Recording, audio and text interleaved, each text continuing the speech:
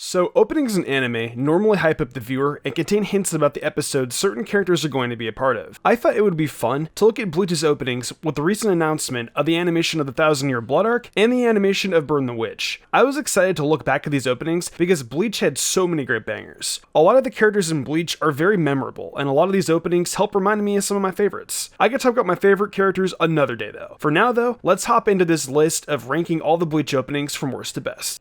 Harukaze seems more like a slice of life anime and not an opening for Bleach. I know Bleach has quite a few slower openings, but this one is just odd. And I know it's also the 15th opening. I swear I didn't do this on purpose, but I feel it let down the Fullbringer arc. But I do, however, like how we get some foreshadowing of the Fullbringer's powers. I also enjoyed the time skip, I just can't get over the slice of life feeling this opening gives. Not saying that slice of life anime is bad, just for Bleach, to me it just doesn't add up. Melody of the Wild Dance. Yes, I'm using the English title. It isn't a bad song, but it's just disappointing. This song debuts on episode 292. You know, the one where Ichigo finally makes it to fake Karakura Town. It just didn't build up hype for the episode like so many other songs on this list. I do like that we see the visual of the characters, especially the one where Orihime is half in light and half in dark. But why do we need so many shots of random things in a town like the street and the sky? This song in a way is boring, and that's exactly how Aizen looks in it. Blue wasn't a bad opening, but it wasn't the best either. I'm not knocking it because of its filler arc. I will give it points that it does keep a big plot point of this filler arc hidden, but being the 14th opening starting in episode 317, this leaves me with so many questions. We all see these characters grow as friends, and to see them all fighting each other was a bit off. It is also a forgettable song and arc, but the visuals and song for this are still better than Melody or Harukaze.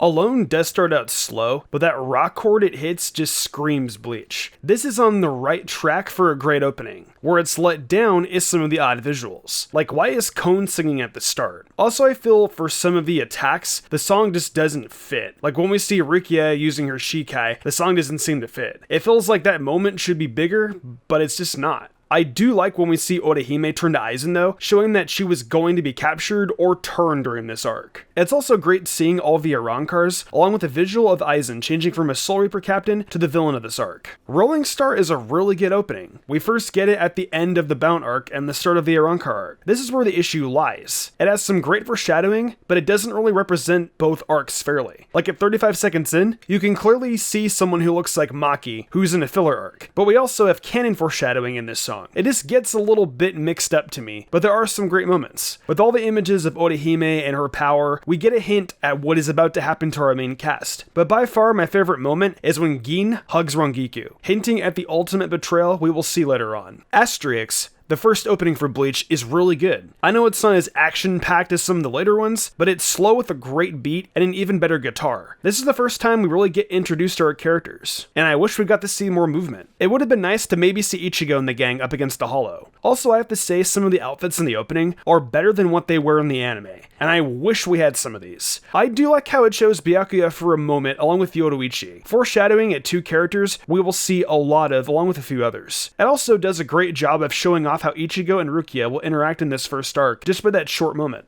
Chubura is another filler arc opening, but how it's put together is, well, it's better than Melody of the Wild Dance. The Kasumiyoji conspiracy arc was a fun arc, and Chubura does a good job of showing us the characters, but it also shows a bit too much. Like, if they left Kumio out of the openings and we were just introduced to him naturally in the episode, I feel it would have built more tension. And yes, I know, spoilers, that Chusuke Amagi was behind the events, but look at what they did to him. He was hidden very well, it made it look like he was just a new character. What it did do well, though, was to show the pain that Princess Ruichio was going through, and how Ichigo's compassion for others helped her out. It also does a very good job of showing off the personality and loyalty of her two bodyguards.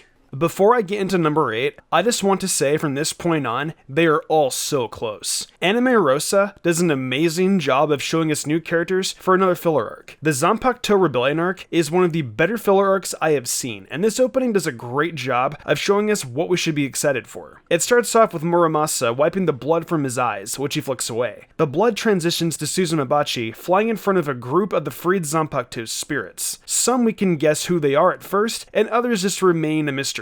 It's also nice to see the movement on the characters who seem to be still, such as the fire from Tenken's mouth. The Soul Reapers in the rain looking lost and sad is a nice touch, since it foreshadows the loss of a part of them. I do have a small nitpick though, which is I wish they left some of the Zanpakuto more of a mystery, but other than that, I really enjoyed it.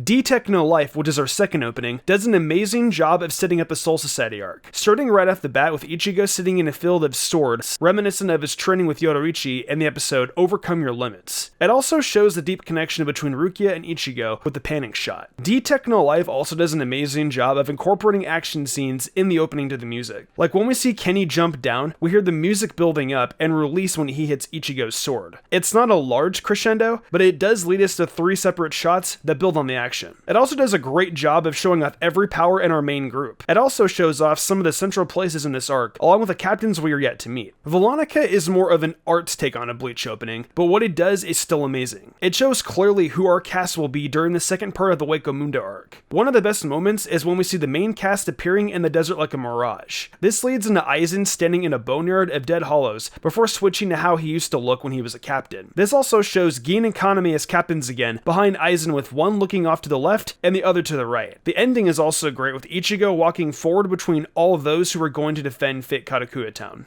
Ichirin no Hana, another early opening, is fast-paced and has some amazing foreshadowing. Let's talk about the fact that we see Aizen's face covered in shadow, hinting that he isn't exactly what we think he is. You cannot see Aizen's eyes at all, unlike all the others except for Gin. What's also amazing is a fade-out between Ichigo and, well, I will call him Hollow Ichigo so I don't spoil the manga. But that fade-out into the Bleach logo was one of the best ways I have seen them put the title in. It also does a great job at hinting, but not quite showing us Ichigo's Bankai. Then when it transitions to Screamo at the end and we see all the arms of the Gillian reaching out, it really builds up to what the cast is going to face next. I also want to mention this, but I'm not 100% sure on this one. The opening flower to me looks like a chrysanthemum, which is the flower for the squads. This could be foreshadowing of Ichigo's relationship with the 13 court guard squads as a whole.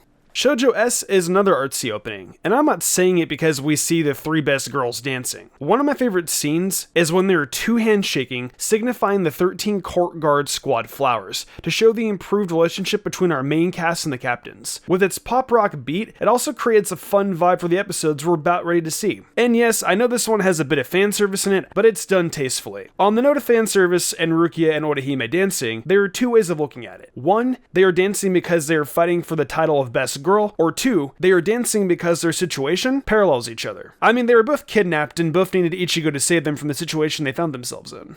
Change, by far, has some of the most interesting visuals to it. From the shots showing Yamamoto, Aizen, and Shinji rotating around them, showing off each one of the major players in the Fate Karakura Town. If you watch closely at Aizen's part, you will notice Gin in the background, and then it zooms into Gin's face. This seems to hint at his betrayal later on, and how he seems to be looking directly at Aizen, as if to signify Gin looking for an opening. It also shows a great parallel between Ukiara and Ichigo. This includes the half and half face transition. When we go into the first person view, a hand is reaching out for Orihime. This is a great moment that leaves us guessing at who is reaching out for her. It is sort of creepy though when they have a close-up of Mayuri's face. It's a bit shocking, but also sort of funny. We also start to see some of the fights, including Soifan's Bankai. In the end, we see Orihime scream and someone's arms disintegrating, but it forms back into an arm. This arm is clearly Ukiura's, sort of hinting that he did care about Orihime in some sense. We also get a glimpse of Ichigo's hollow form, along with the flash of black and red. This opening definitely is pretty cool.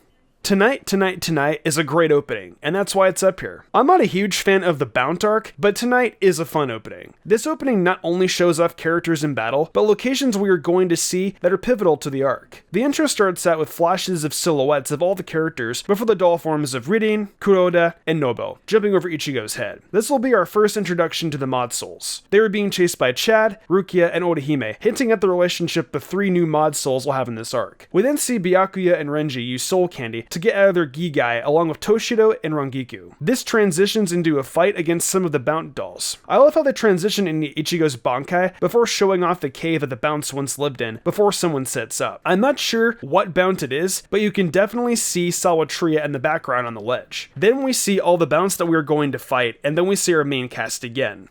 After Dark starts out with a bang, showing off all our main cast minus Orihime, weapons ready to attack. We then see Orihime falling in a blue background, all by herself, not even trying to reach out. This shows her willingness to sacrifice herself for her friend's safety. Transitioning again, we see Ichigo, Chad, Uryu, Rukia, and Renji running into Hueco Mundo. Then the art style changes before introducing Nell and her group of Arankar. I like the style changes because it shows them off to be more of the comic relief characters, making them stand out a bit in this opening. opening, especially at this point in time because we only see Nell as a child. We then see the Espada walking into her room, but they're not in color. They choose to animate everything dealing with the Espada in black and white, which is really cool. I also feel it makes Aizen look even more menacing as a villain, and then Ichigo breaks through with his hollow mask on, making it even better. Then Orihime sinks in water into the black abyss and then shuts her eyes, accepting her fate. That scene was incredible. Like, the symbols of her whole plight during this arc are just simply amazing as well. I can't say enough good things about After Dark. I really do feel it hits every point I would want in a good anime opening. So what do you guys think of my list on the Bleach openings? Is your list any different? What's your favorite Bleach opening? Leave those in the comments down below. Thanks so much for watching this Bleach opening ranking list. With the hype of Bleach returning, I want to make some more Bleach content, so expect more for sure. As always though, I'm Mystic Sage, and I will see you in the future with more anime content.